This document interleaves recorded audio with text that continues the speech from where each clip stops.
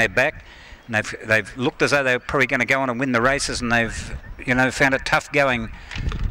Example, Zara Yangri in the previous event, he carried 61. He kept coming, but he was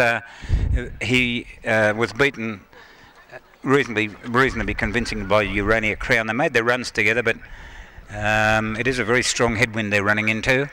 Now we're waiting here on Canny Thief. Mr. Melrose, the jockey, has dismounted. Darewish is back behind them.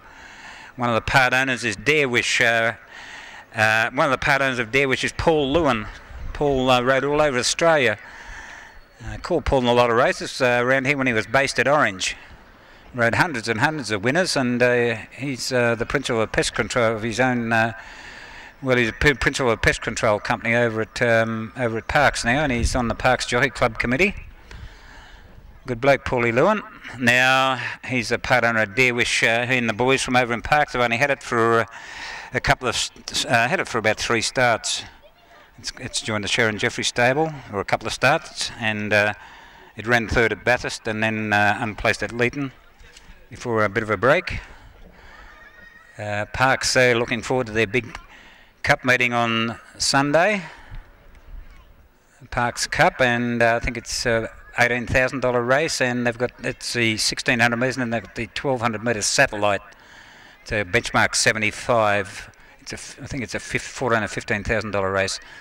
But for Canamble on Saturday, Orange Picnics on Saturday, and Parks, remember trainers, acceptances close on Wednesday. They close a day early because of the Australia Day holiday coming up. Now here we see Darewish about to come up, Little Ricky about to move forward. Gary Lund's got 2 runners here, Little Ricky and Spinning Yarns. 2 in the pale blue colours, Midnight Crusade and Rebu. And they're about to jump here to wrap it up at Dubbo. Set to go here. Red light comes on. Set. Starter still holds them. Racing now, Metallic Fire. Leapt in the air at the start, but has still got away all right. Corvey Choice. And rushing up towards the lead was Ruby Hill. Very deep was Little Ricky, and Mr. Melrose charging up to be in the leading division.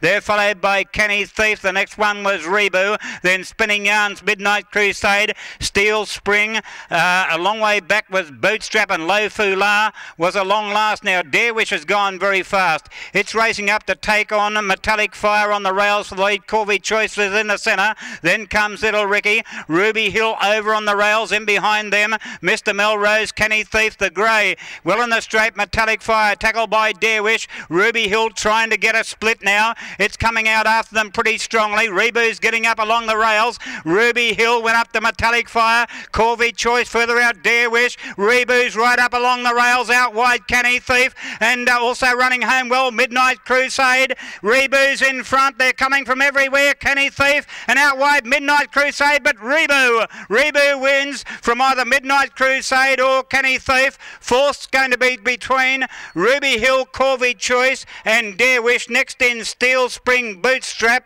then Little Ricky. Spinning Yarns followed in by Mr. Melrose and Low Fula. Beautiful ride here by Matthew Carl on number 5 Rebu, right up along the fence. Beautiful ride. $4.90, $1.90 Rebu. Midnight Crusade is very prominent on the outside with Canny Thief. And just behind them are Darewish, Corvey Choice and Ruby Hill.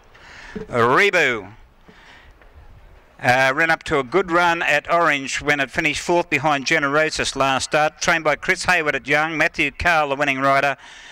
A lightly raced 6-year-old. That was his 15th start today, Rebu, by Fubu out of McInnes. Now we have the numbers going up now, 5, 8, 3 and 2. 5, 8, 3 and 2. 5, 8, 3, 2. Number 5, Rebu, ridden by Matthew Carl, the winner. Second place goes to number 8, Midnight Crusade, ridden by Jeff Keogh for Kylie Kennedy. Third to number 3, Canny Thief, ridden by Cody Nestor for Pat Finn, who's got that wonderful pub, the Ploughman's Rest out at Ploughman's Inn out at Wongarbin. Very good sponsor of the Dubbo Club too. Would have been nice if you could have got your horse up for your pat, but anyway, it's run a good third. And fourth was number 2, Dare, which ran fourth. 5, 8, 3 and 2. 1.5 by a head. 1.5 by a head. And the time was 103.10. 103.10. 103.10. The time on the last. Beautiful ride by Matthew Cole. Didn't go around a horse in the straight. Righto. Midnight Crusade ran home well. Jeff Keogh was saying back a while ago, works well this one, Midnight Crusade, but it's been racing pretty awfully. But came home well today. So the two in the pale blue and white colours have run the Quinella here. There will be an official barrier trial to follow shortly.